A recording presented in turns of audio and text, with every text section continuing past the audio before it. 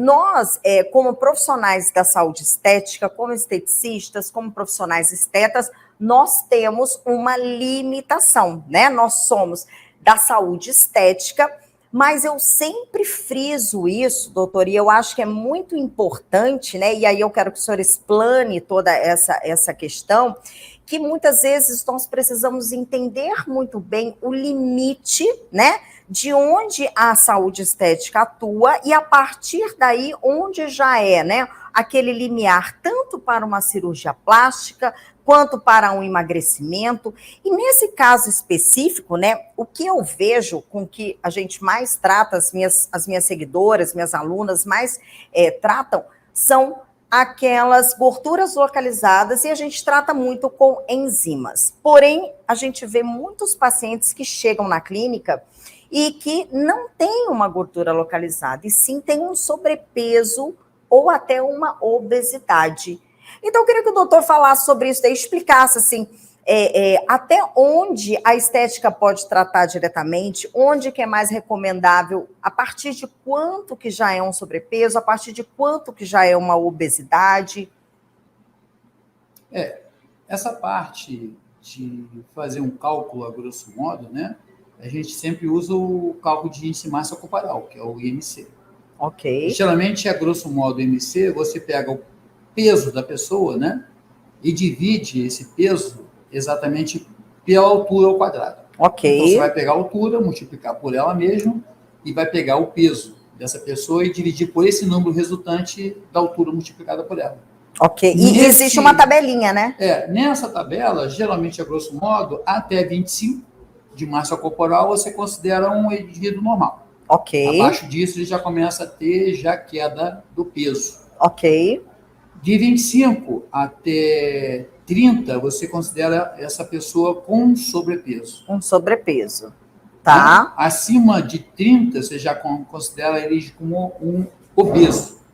Tá. E acima de 35, já são as indicações, inclusive, das bariátricas. Seria o super obeso, né? Seria o superpeso. Ok. A obesidade mórbida que a gente fala. E entre 25 e 30, é um paciente indicado para ser tratado diretamente na estética? Ou o doutor acha que ele deveria passar primeiro por um emagrecimento, algo do tipo? Vai depender muito, Adriana, pelo seguinte, tem muitas pessoas que têm uma distribuição errada de gordura, muitas vezes até mesmo não por problemas, porque se alimenta, por exemplo, mal, mas pode ser simplesmente por alterações endocrinológicas, como acontece com o ovário policístico, as pessoas que têm, que a gente chama de gordura andrógena, né? A gente, geralmente, você, em obesidade, principalmente quando a gente trabalha com mulher, a gente considera, né, a gordura andrógena, que seria aquela gordura que a gente chama de centrípeta, aquela gordura que fica para dentro do tronco. Isso, no tronco. O tronco quadradão é o famoso tijolão. E as perninhas finas. Braço e perninha fina. Né? Geralmente, esse tipo de gordura é muito ligado ao ovário policístico, aumento de testosterona, uso inadequado de esteroides, que muita gente acaba fazendo, tratamento de pessoas que usam corticosteroides, né? Tipo prednisona, dexametasona, acontece muito em câncer de mama. Algumas alterações clínicas, você acaba tendo que usar corticoide, às vezes por 5, 6, 7 anos. Isso leva a algumas alterações na sua suprarrenal, que acaba, junto do corticoide suprimido, acaba aumentando, às vezes, a produção de testosterona.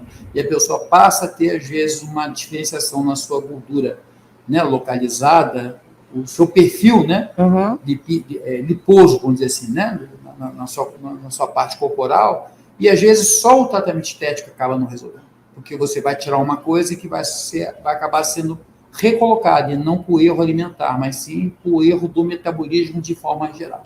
Então, a gente pode dizer que, muitas vezes, nós não temos resultados em tratamentos estéticos por disfunções hormonais do paciente. Exatamente. Você corrige momentaneamente aquele problema, mas aquele problema, por não ter sido resolvido, eu digo sempre assim, como faço parte da ortomolecular, como se diz, né, na própria palavra, orto, certo, né, molecular, molécula, ou seja, tratar a doença não nos sintomas, mas sim na parte fisioquímica da própria doença em si. Então, se você não corta a árvore pela raiz e corta o galho, geralmente quem corta galho sempre tem uma árvore maior, né? Se não fosse assim, as viníferas não seriam podadas para poder produzir cada vez mais uvas e mais vinhos, que a gente está aí, né? É isso aí. Grande quantidade. Quando você quer matar a uva, você vai cortar exatamente a raiz, você vai perder todo o plantel de uva seu. Agora, como você quer um plantel grande, você pode exatamente os galinhos dela para você poder ter cada vez mais uvas e os cachos enormes. Então, se você não trata o mal pela raiz, você cada vez pode complicar cada vez mais a doença, porque você está aumentando o problema dela. Entendi. E não entrar no âmago da coisa, entendeu? Entendi. E aí, eu vou então conduzir isso para o nosso dia a dia, tá? O que eu noto, né, no nosso dia a dia clínico? Muitos pacientes, por exemplo, a gente começa um tratamento, uma lipoenzimática, por exemplo, um paciente responde extremamente bem e o outro faz 4, 5, 6 sessões, não tem resultado nenhum. E aí a gente entra no quê? Naquela boa consulta e anamnese inicial. Uhum. E aí eu quero que você dê uma dica ou algumas dicas pra gente, né, de preferência, e vocês já vão anotando tudo aí, porque eu vou anotando aqui também as minhas dicas, tá? O que a gente, nessa primeira consulta... Eu 60 anos de idade, vou acabar não lembrando de tudo. Ainda bem que tá gravado, né, gente? Olha só, imagina, eu queria, assim, dicas, quando a gente sentar e fizer a consulta, a anamnese com o paciente, me dê algumas dicas para que a profissional já tenha essa sacada de que esse paciente está com disfunção hormonal. Existem algumas características? Na mulher, você é bem grande, que é exatamente essa gordura andrógena, ou seja, essa gordura centrípeta. Isso já é uma coisa que vai te ligar ao distúrbio hormonal. E isso daí inclui a gordura visceral também? A gordura visceral, exatamente. Pode ser um abdômen globoso. Geralmente a pessoa que tem esse quadrado em tórax e abdômen, geralmente a gordura visceral é grande, e principalmente a esteatose hepática. Até mesmo se essa pessoa tem isso advindo de um uso de corticosteroide ou alguma medicação que possa mexer na parte hormonal, como acontece muito nos tratamentos de câncer cervical, né, do útero, e câncer de mama. Entendi. Existem quimioterápicos que trabalham exatamente para reduzir estrogênio, para reduzir testosterona, e isso acaba modificando o corpo da mulher como o corpo do homem, né? Que não é só a mulher, quer dizer, muito mais mulheres que têm câncer de mama, mas isso não ausenta nem um pouquinho, porque o homem, apesar de pouca coisa, ele tem uma quantidade pequena de glândula, e essa quantidade pequena também tem homens com câncer de mama.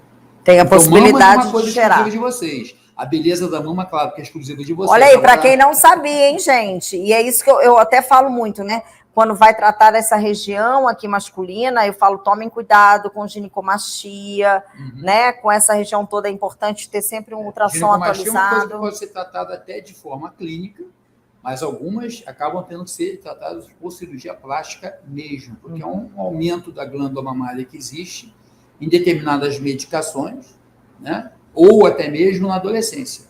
Aqueles fisiculturistas hoje em dia que fazem aqueles monte de hormônio, fazem aquelas panaceias todas para poder ter um monumento em corpo, como eles fazem, mas eles usam uma quantidade extrema de drogas e depois, para sair dessa quantidade extrema de drogas, acabam usando muita medicação, né? E acaba fazendo alterações muito, muito grandes que pode levar a algumas alterações fisiológicas, inclusive até com produção de leite. Caramba! Olha só. Chega ao extremo disso. Então, perfeito. Então, já entendi. Então, na anamnese é importante a gente ver. Então, aquela pessoa que já tem aquele abdômen com uma perimetria maior, aquele abdômen globoso, que a gente faz aquele examezinho físico, né? Gente, o que é esse abdômen? É tipo de grávidazinha? Né, que você não consegue beliscar aquela gordura, adiposo, né? Não consegue beliscar o panículo adiposo ali, né? E ela é meio dura. Então, tomar cuidado com isso. Tem muito paciente que chega com esse tipo de corpo querendo tratar, quero fazer enzimas no abdômen, né? Então, já de cara é gordura visceral e sim é indicado que vá a um médico diretamente, porque já muito provavelmente já está com esteatose, inclusive, né? Eu acho até, Adriana, que assim, não impede de vocês começarem a ter um tratamento lipoenzimático ou que tiver indicado. Tá. Agora, eu acho que a interatividade é importante. Tipo assim, olha, eu vou fazer sua avaliação, vamos começar o tratamento, mas eu só posso dar continuidade a partir do momento que você tenha uma avaliação do outro médico e você vai tratar a sua doença base. Ótimo. Aí vai ser até ótimo, porque você vai ter a sua linfoenzimática ou o tratamento que você optar por ali, né, dentro do que você tiver preparada para fazer, Sim. E já vai ter ajuda médica exatamente no transtorno que está levando a ter aquele problema. E até vai ter mais resultado. Não, quer dizer, você não vai perder o paciente ali, já Sim. vai ter até uma certa catividade dele, porque você vai estar levando ele a um conhecimento geral dele e levando ele até um médico e não vai deixar de fazer o seu tratamento estético. Mas vai acabar fazendo medicina interativa, que é uma coisa importante hoje em dia. E é isso que eu falo. Que você sozinho resolve as coisas. Isso aí. Às vezes, como a gente diz, o menos é mais. É melhor você acabar dividindo esse paciente com outros profissionais e com isso você ganhar no todo e ter uma resposta naquele paciente como um todo do que você tentar trabalhar sozinho aquele paciente, tentando ganhar mais e, na verdade, você depois não conseguir porque você não chegou àquilo que você pretendia. Quando, na verdade, você estaria precisando da fisioterapeuta, fazendo uma drenagem, você precisa do médico tratando exatamente essa obesidade dele com a modulação hormonal, ou uma tendência por diabetes, qualquer coisa desse tipo. Mudar, de repente, a medicação que ele está usando no controle de um câncer ou de alguma coisa. Então, a interatividade é uma coisa importante hoje em dia. E as pessoas não levam em consideração. Não Sim. só o profissional de estética, às vezes, mas o próprio médico. O médico hoje tem um pensamento que só ele consegue resolver as coisas. E isso é uma falácia, sempre foi.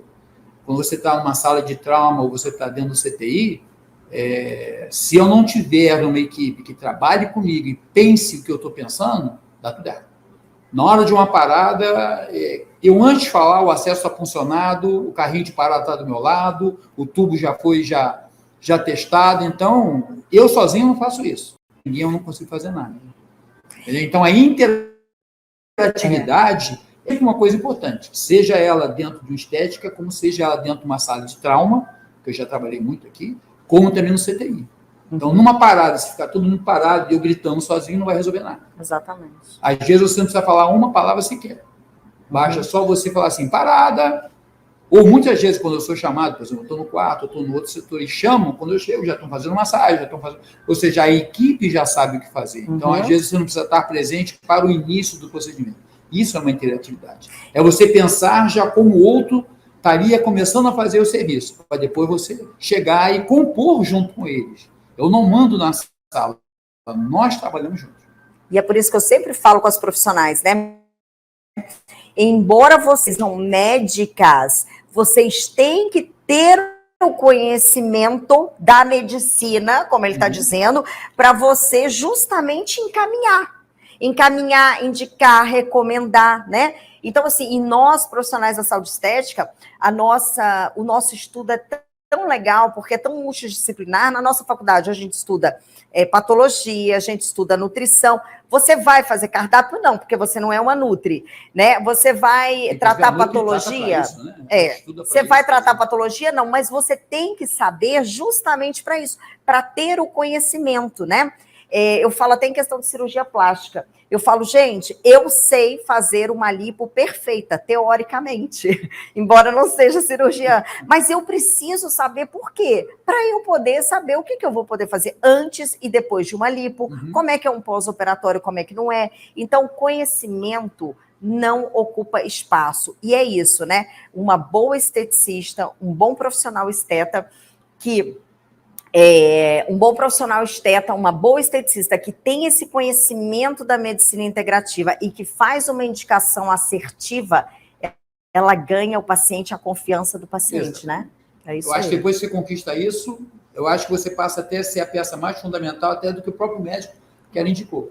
Já que ela chegou até o médico por conta de você, esteticista, isso que indicou. Isso é verdade. Isso prende o paciente. Isso é verdade.